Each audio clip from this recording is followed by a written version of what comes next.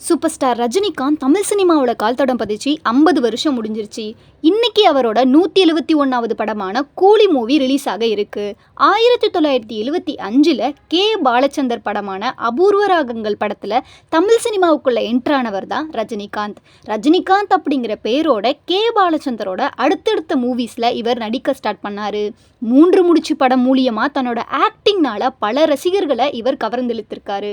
தனக்குன்னு ஒரு தனி ஸ்டைல் ஒன்று வச்சு அதையே அப்படியே எல்லா மூவிஸ்லேயும் மெயின்டைன் பண்ணி ஒரு புது புது கேரக்டரை ஆக்ட் பண்ணி தன்னோட நடிப்பு திறமையை வெளிக்காட்டியிருப்பார் சூப்பர் ஸ்டார் ரஜினிகாந்த். இதே சமயத்தில் ஒரு ப்ரொடியூசர் நீ எல்லாம் பெரிய ஆர்டிஸ்டா, நீ ரோட்லேயே அலைவடா அப்படின்னு அசிங்கப்படுத்தியும் இருக்காரு.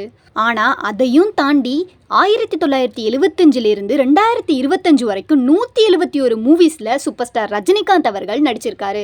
170 ரூபாய் காசோட மெட்ராஸ்க்கு லைட்மேன் வேலையாச்சும் கிடைச்சா போதுன்னு ஓடி வந்து திரும்பி வீட்டுக்கு போகும்போது நீ கூலி வேலை தான் பார்க்கணும்னு சொல்லி மூட்டை தூக்கி கர்நாடகா டிரான்ஸ்போர்ட்டில் கண்டக்டராக வேலை பார்த்த சிவாஜி ராவ் அப்படிங்கிறவர் தான் இன்னைக்கு பல ரசிகர் கூட்டத்தையே தனக்குன்னு வச்சிருக்க சூப்பர் ஸ்டார் ரஜினிகாந்த்.